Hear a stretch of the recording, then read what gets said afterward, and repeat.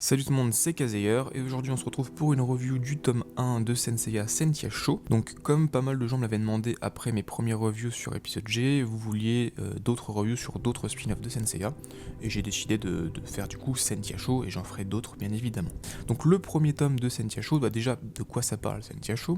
Sentia Show c'est un manga spin-off qui se passe en parallèle du manga de Senseiya et ça va parler précisément d'une caste qu'on n'a jamais vue dans Senseiya, les Sentia, qui sont une garde rapprochée slash serviteurs d'Athéna et qui sont uniquement composés de femmes. Donc voilà à peu près de quoi ça va parler. Et ici, ce premier tome, comme énormément de premiers tomes, en fait comme tous les premiers tomes, c'est vraiment un tome de présentation. Ça va nous présenter les concepts, en tout cas certains, notamment le cosmos, qui est Athéna, ça va nous expliquer qui sont les Sentia. Ça va quand même moins rentrer dans les détails que par exemple dans l'épisode G, puisque l'épisode G se passait avant Senseiya, il fallait vraiment tout réexpliquer, alors qu'ici ça se passe en parallèle, donc l'auteur part du principe qu'on connaît un minimum Senseiya, et ça va bien entendu nous présenter les personnages principaux, ce qu'ils veulent, ce qu'ils ressentent, leur personnalité, etc. Et aussi, ça va nous lancer l'histoire, un petit peu mettre, on va dire, le sel de l'histoire. Qu'est-ce que ça va raconter? Donc je vais faire la petite review du premier tome, donc ça commence tout simplement avec un espèce de rêve flashback, on sait pas trop au début, de Shoko, donc de l'héroïne, qui se voit enfant avec sa sœur et qui se fait attaquer tout simplement par des serpents et une espèce de pomme. Donc elle sait pas trop ce qui se passe, etc. On sait pas si c'est un rêve, on sait pas trop si c'est un flashback. Elle se fait ensuite réveiller par son père, qui semble être un espèce de karatéka ou un maître de dojo, et ils s'entraînent tous les deux. D'ailleurs Shoko lui met une pâtée, donc ça nous montre dès le début que Shoko sait se battre, qu'elle est plus forte on va dire que la moyenne. Et ensuite on passe sur une petite scène de déjeuner où tout simplement Shoko va regarder une photo de sa sœur qui est partie il y a plusieurs années, et son père va lui nous expliquer que sa sœur est partie, elle a gagné je sais plus un prix où elle était récompensée par la fondation Grade pour suivre une scolarité, une éducation d'excellence. Donc ça fait à peu près 5 à 6 ans qu'elle est partie donc à la fondation Grade, et Shoko est un petit peu triste parce que en fait pendant 5 ans elle a eu aucune nouvelle de sa sœur, donc elle se pose des questions, comment ça se fait que à la fondation Grade, même si c'est une éducation d'excellence, tu n'as même pas le droit d'appeler ta famille, etc. Donc elle est un petit peu triste là-dessus. Ensuite Shoko va tout simplement à l'école, et à l'école une de ses amies lui apprend que Saori Kido, donc la détentrice de la fondation Grade, est venue à l'école, parce que d'habitude elle vient jamais, mais là elle est venue à l'école, et du coup Shoko se dit mais attends, c'est l'occasion d'aller la voir et de lui demander si elle connaît ma sœur, si elle a des nouvelles d'elle, etc. Donc elle va pour voir Saori, sauf que Saori elle est, on va dire, dans une pièce qui est protégée par une autre élève. Donc Shoko lui dit ouais j'aimerais bien aller la voir et tout, la fille lui dit non c'est pas possible, et du coup Shoko va un petit peu s'énerver et va essayer d'affronter la fille simplement pour passer, et la fille elle va à peine bouger et elle va repousser Shoko. Donc Shoko elle va être assez choquée, elle se dit mais comment c'est possible qu'une fille comme ça arrive à me repousser alors que moi je sais me battre, et j'ai l'impression qu'elle a rien fait du tout. Donc elle est un petit peu choquée. Ensuite il y a d'autres événements qui se passent et elle s'en va, elle ne va pas rencontrer Saori. Elle va continuer sa journée, et dans la cour avec son amie elles vont discuter de Saori, etc. Et à un moment son amie va tout simplement s'évanouir, et elle va voir que tous les gens autour d'elle se sont évanouis, et il y a une femme qui va tout simplement l'attaquer. Donc c'est une dryade, c'est une espèce de démon, on peut dire ça comme ça, et qui va essayer de la posséder avec une pomme. Shoko va essayer de se défendre, mais elle a aucun pouvoir, donc elle va tout simplement se faire défoncer la tronche. Et alors qu'elle allait se faire avoir, il y a tout simplement sa sœur, Kyoko, qui va arriver et qui va la protéger dans son armure, puisque Kyoko est devenue une Sentia, une chevalier d'Athéna, et elle a l'armure du petit cheval, et elle va tout simplement protéger Shoko en repoussant la dryade, etc. Ensuite on a Saori et l'autre fille qui s'appelle Mi je crois, l'autre fille c'est Mi, qui arrive pour voir Shoko et tout, et en gros elles vont tout lui expliquer que Saori est Athéna, etc. Qu'il y a des chevaliers, que sa sœur est une chevalier, bref, tous les concepts on va dire basiques de Senseiya.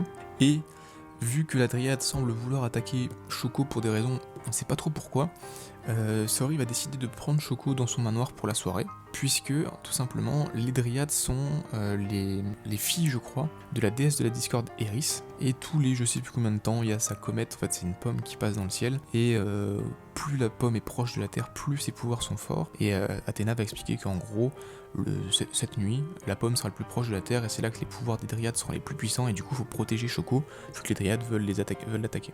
Donc on va avoir des petites discussions entre les différents personnages dans le manoir, notamment entre Shoko et Mi, une espèce de petite rivalité qui va commencer à se créer, et comme l'avait prévu Athéna, tout simplement il y a les dryades qui vont attaquer le château pour prendre la possession de Shoko. Donc il y a Kyoko, la sœur de Shoko, qui va essayer de la défendre. Elle va se faire défoncer par les dryades. D'ailleurs c'est Ate, je crois, la dryade, c'est le chef des dryades, on va dire. Il y a Mi qui va aussi essayer de défendre Shoko et qui va se faire défoncer la tronche aussi. Donc Ate va penser avoir gagné, sauf que Athena va arriver et essayer de protéger Shoko, sauf que comme va l'expliquer Ate, Athéna est pas encore totalement éveillée à son stade de déesse et donc ne va rien pouvoir faire, même contre une pauvre dryade, mais non, même contre une dryade qui n'est pas une vraie déesse. Et alors que tout semblait perdu, il y a tout simplement l'armure d'or du Sagittaire qui va sortir de sa boîte, qui va protéger Saori et Shoko de la dryade et va tirer sur la dryade. Et à ce moment-là, tout simplement, Shoko va avoir son espèce de flashback. Elle va se rendre compte qu'en fait, c'est pas un flashback, c'est vraiment un souvenir du passé où elle va se souvenir qu'une dame avait essayé de faire manger une pomme dorée pour la contrôler et qu'elle a été sauvée par le beau gosse de service, Milo du Scorpion. Et Milo leur a expliqué qu'elles sont nées sous une mauvaise étoile et que ces deux filles, un jour, donc Kyoko et Shoko, auront sûrement un destin un peu tragique qui est là pour les tuer. Et il va se dire, écoutez, je vais pas vous tuer parce que c'est à vous de choisir votre propre destin. Je vais voir comment vous allez évoluer. Peut-être que vous allez bien tourner, peut-être que vous allez mal tourner, etc. Et il va les laisser vivre. Et en fait, tout simplement, malgré l'attaque du Sagittaire, Ate, elle a quand même survécu tout simplement. Et elle va utiliser les pouvoirs de la pomme pour essayer de posséder Shoko. Sauf que Kyoko va se sacrifier pour passer devant sa sœur, et c'est Kyoko qui va être possédée, et d'ailleurs t'auras même Ate qui va se dire mais oui je me souviens de ces deux filles, c'était Kyoko que je voulais pas, Shoko c'est elle qui a le cœur, je sais plus ce qu'elle dit exactement mais en gros que c'était elle qu'elle voulait posséder. Kyoko se fait posséder par la déesse Eris et s'en va.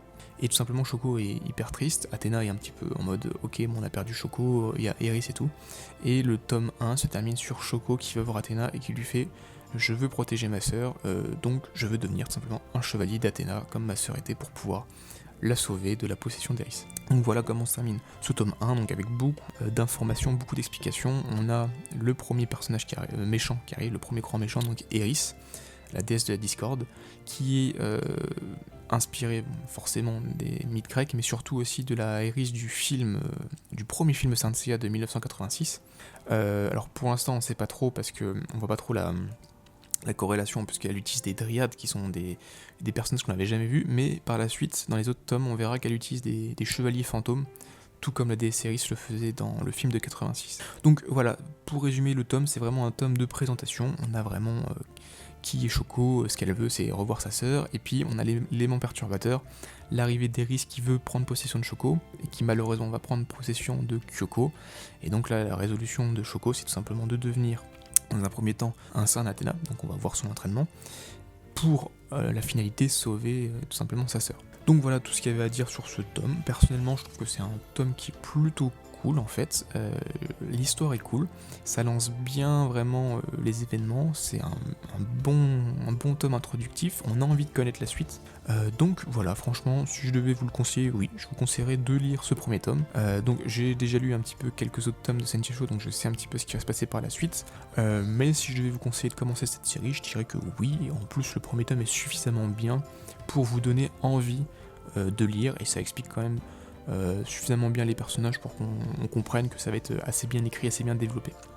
En plus de ça, le dessin est assez proche d'un The Lost Canvas, je dirais, donc c'est très beau. Là-dessus, les fans ne vont pas du tout être déçus. C'est pas le style, c'est très loin du style de Kurumada, mais voilà, c'est un beau style très actuel, on va dire, très contemporain, donc là-dessus, c'est top. Donc voilà tout ce que j'avais à dire sur ce premier tome, et puis je vous dis à la prochaine. Ciao tout le monde.